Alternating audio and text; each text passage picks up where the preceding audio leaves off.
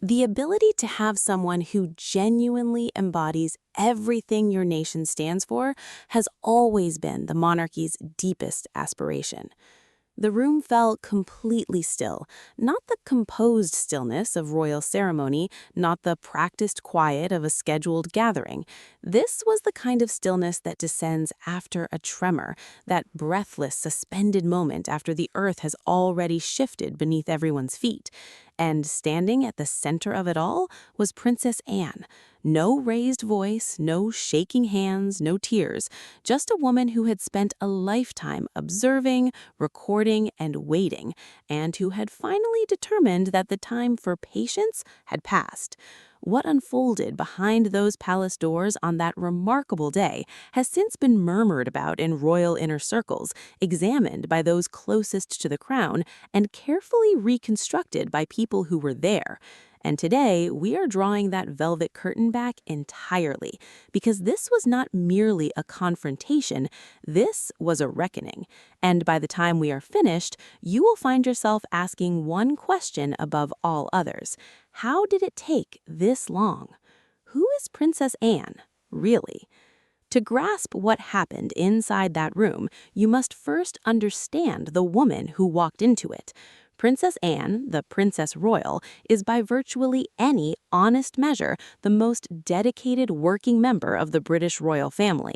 She holds over 300 official patronages. She has fulfilled public engagements year after year with a discipline that would humble people decades younger. She does not chase media attention. She does not sit for interviews calculated to generate public sympathy. She does not engage with the press as a tool for personal positioning, and that, precisely, is what makes her so formidable to those who do. Anne has existed inside the institution of the monarchy for her entire life. She was born into it, shaped by it, held accountable to it, and ultimately formed by a deep and unshakable conviction that the crown is not something to be claimed, it is something to be carried.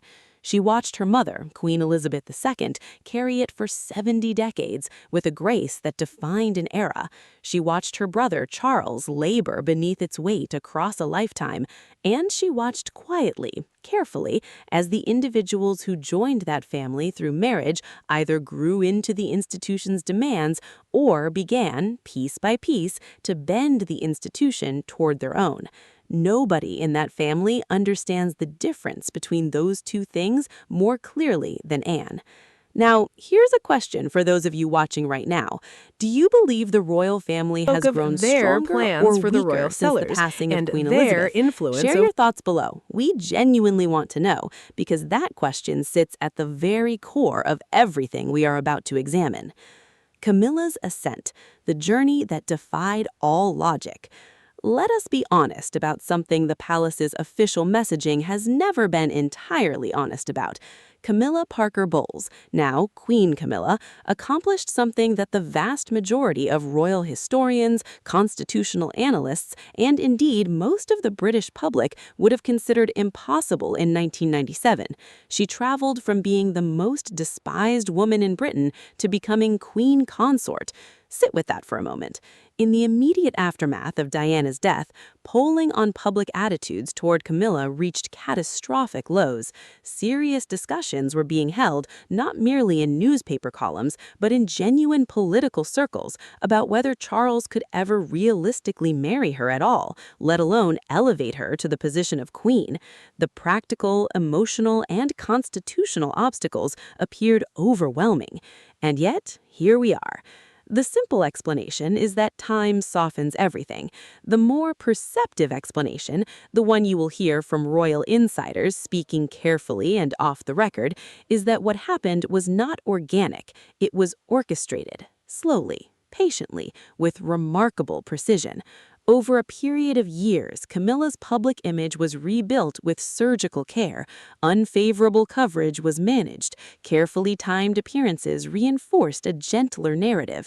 Media relations were cultivated with extraordinary deliberateness. The right photographs surfaced at the right moments. The right alliances were formed. Opposition, where it existed, was quietly and efficiently neutralized. And it worked.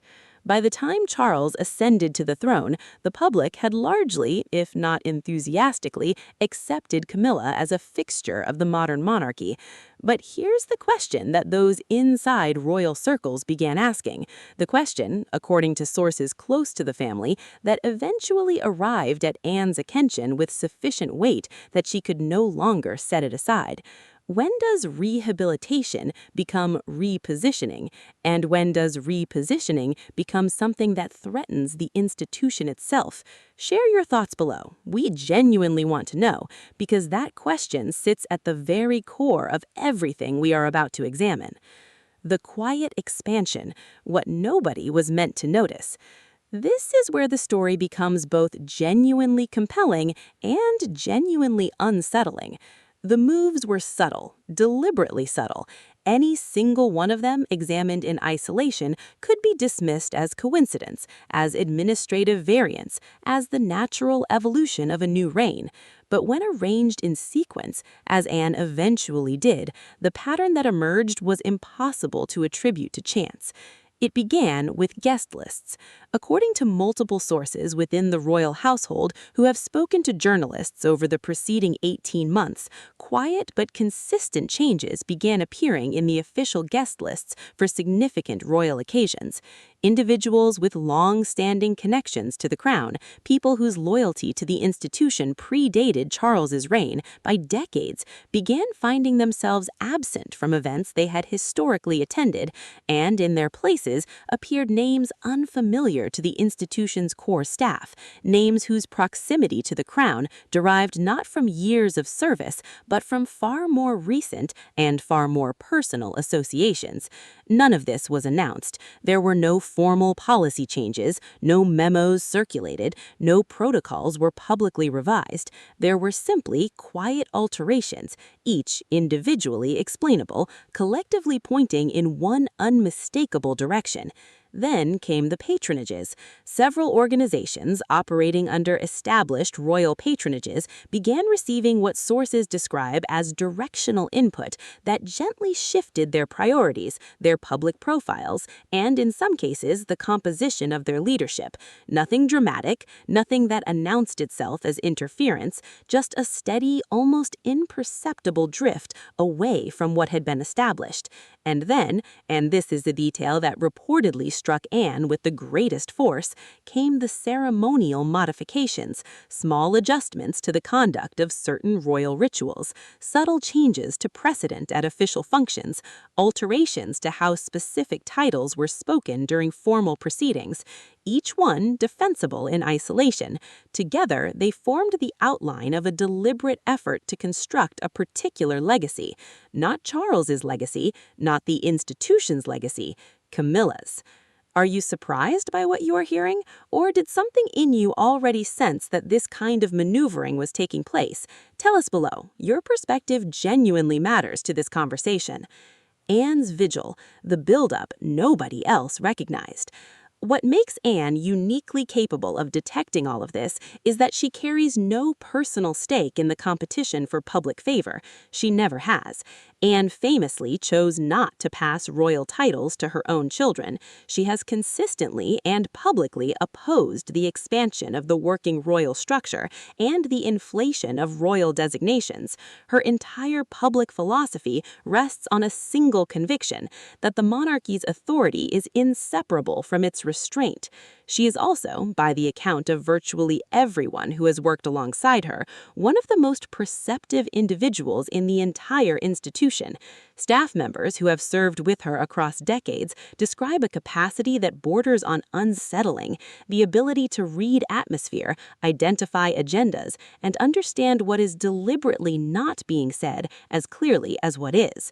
So as these quiet adjustments accumulated, Anne was paying attention. She did not react immediately. That is not her nature. Those who know her describe an approach that is methodical above all else. She observes, she gathers, she confirms. She waits until what she holds is unassailable before she moves, because she understands that in the architecture of palace politics, an accusation without evidence is more damaging than silence. And so, across several months, Anne assembled her case. She tracked the shifts in guest lists, cross-referencing them against historical records to establish the pattern with precision. She documented the patronage movements. She spoke discreetly with long-serving members of the royal household whose institutional memory extended across multiple reigns. She consulted individuals she trusted, not political allies, but people whose commitment to the crown's integrity she considered beyond question. And when she was ready, when what she held was not suggestive but definitive, she moved. But not in the way anyone anticipated. The day everything changed, inside the confrontation. There are moments in the life of great institutions that never reach the public record at the time they occur, moments sealed behind closed doors, witnessed by a handful of people, and known to the outside world only through fragments, a carefully chosen word, a meaningful silence, an expression that those present. What happened on that day was one of those moments. According to sources close to the royal household, sources whose accounts have been separately confirmed by multiple individuals, Princess Anne formally requested a meeting, not a casual exchange, not a private word in a corridor, a formal meeting with specified attendees at a specific location within the palace. The timing was deliberate, the setting was deliberate, every element of it was deliberate.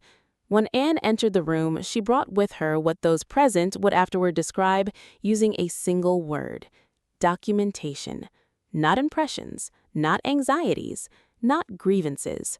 Documentation. She did not open with pleasantries. She did not participate in the careful circling that characterizes so many royal interactions, that extended ritual of not quite saying what everyone in the room understands needs to be said.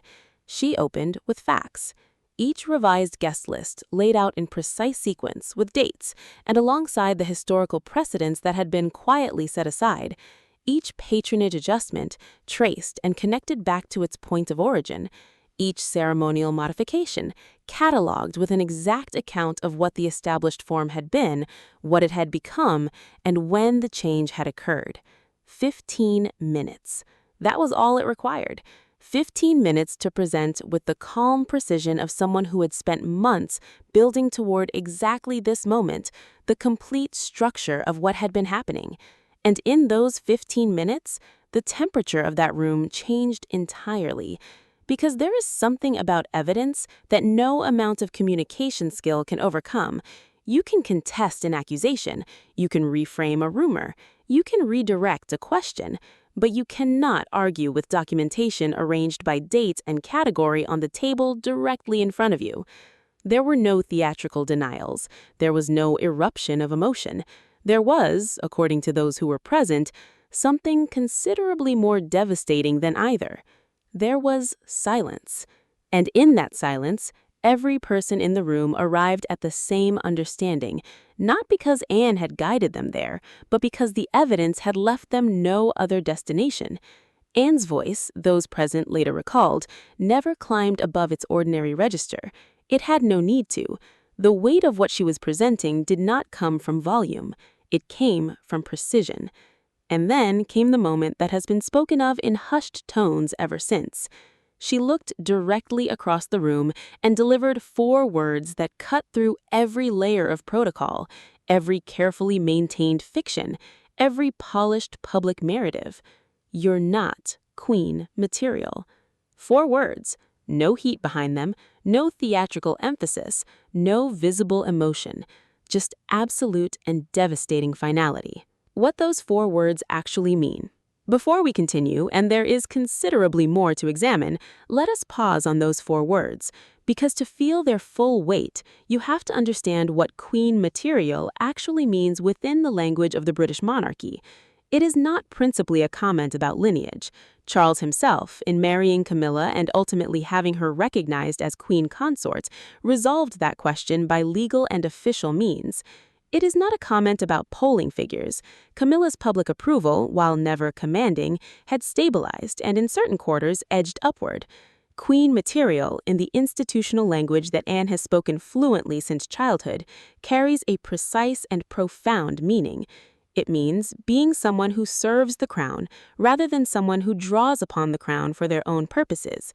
It means comprehending that the monarchy's true power, the power that has carried it through revolutions, wars, abdications, and scandals across centuries, flows entirely from the public's belief that those who hold it exist in service to something greater than themselves.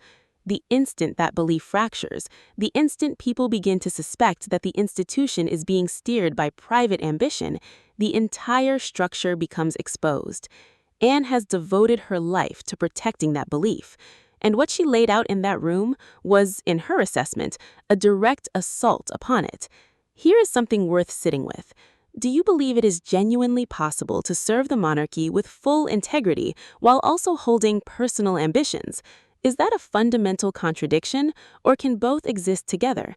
Share your thoughts in the comments, because that question sits at the philosophical center of this entire confrontation. The aftermath, how the room changed. Let us consider what unfolded in the immediate wake of those 15 minutes. Those present described what followed not as immediate, decisive action. These are not people who operate through impulse, but a visible and unmistakable recalibration, a shift in the atmosphere of the room that communicated without words that the fundamental dynamics had been permanently altered. Prince William, who sources indicate was among those present, did not challenge what had been presented. He did not attempt to soften it or negotiate around it. He did not seek to position himself as a moderating voice between competing perspectives. What followed became known among insiders as the Royal Operations Statute, a structural framework that, while not newly created, had never previously been deployed in precisely this manner. It arrived not as a public declaration, not a dramatic institutional announcement, but as a quiet and absolute restructuring of the rules governing specific aspects of royal operations. Access points through which the gradual repositioning had been flowing were closed, not with ceremony, not with any public acknowledgement, but with the kind of bureaucratic precision that understands durable institutional change is built into foundations, not proclaimed from platforms. Individuals who had been drawn into the orbit of royal operations through personal rather than institutional channels found their access quietly narrowed, not dramatically revoked, nothing so conspicuous as that, simply redirected, managed back within appropriate boundaries. And the ceremonial adjustments were reversed, without explanation, without acknowledgement that they had ever been made, simply restored to their established forms as though the alterations had never occurred. To the outside world, to the press, to the public, nothing appeared to have changed. The palace maintained its scheduled calendar. The official diary proceeded as normal. The faces at public engagements remained composed in their customary expressions of careful neutrality. But inside, the landscape had shifted entirely. The deeper history, why this was always coming. To fully understand why this confrontation happened when it did, and in the manner it did, we need to step back from the specific moment and consider the longer arc. The tension between those born into the monarchy and those who enter it through marriage is not a modern phenomenon. It is in many respects as old as the institution itself, and it is at its core a tension about legitimacy. Those born into the royal family carry what we might call foundational legitimacy, an identity formed in childhood, developed through decades of preparation, rooted in a visceral understanding of what the crown demands. They did not select this life, it was assigned to them, and that assignment, paradoxical as it may seem, is the very source of their authority within the institution. Those who marry into the institution occupy a different position. Their legitimacy is relational. It derives through their connection to a born royal, and it is at some level always conditional. The institution does not instinctively belong to them the way it belongs to those who were placed within it from birth. They are required to earn their position within it by demonstrating over time and through consistent action that they understand the institution's primacy over their own preferences. The difficulty emerges when someone who was married into the institution begins to conduct themselves, consciously or otherwise, as though the institution exists for them to shape rather than for them to serve. Anne has encountered this pattern before, not with Camilla specifically, but with others. She observed Diana straining against the institution's constraints and ultimately, tragically, breaking against them. She watched Sarah Ferguson press against the boundaries of royal expectation until those boundaries pressed back. Over the course of her life, she has developed a finely tuned sensitivity to the early signs of what occurs when individual ambition and institutional obligation begin to pull in opposing directions. What she observed unfolding with Camilla was, in her assessment, different in nature from the Diana situation or the Fergie situation. Diana's struggle was public, emotionally unguarded, and largely reactive. What she was now tracking was quieter, more controlled, more purposeful, and for precisely that reason, more concerning, because deliberate moves are harder to expose and harder to address until you possess the evidence. William's role, the quiet decision-maker. Let us discuss William, because his part in all of this is central and has been significantly underexamined in whatever fragments of this story have found their way into public conversation. William is not by instinct or by preference someone who operates through visible, dramatic action. He is systematic, considered, and patient in ways that reflect Anne far more than they reflect his own father. Those who have worked in close proximity to him describe a man who absorbs information quietly, reaches conclusions carefully, and then executes them with a thoroughness that leaves very little space for reversal. His relationship with Camilla has always carried complexity. His loyalty to his father precludes open criticism. His awareness of how every public gesture is interpreted and amplified prevents him from giving external expression to private reservations. But those within his inner circle, a carefully and deliberately small group, describe a man who had been observing the gradual repositioning with increasing unease. What Anne presented in that meeting did not arrive as a complete revelation. Certain elements of it he had already sensed. What the documentation accomplished was to confirm what his instincts had been registering, organize it into a coherent and irrefutable account, and, crucially,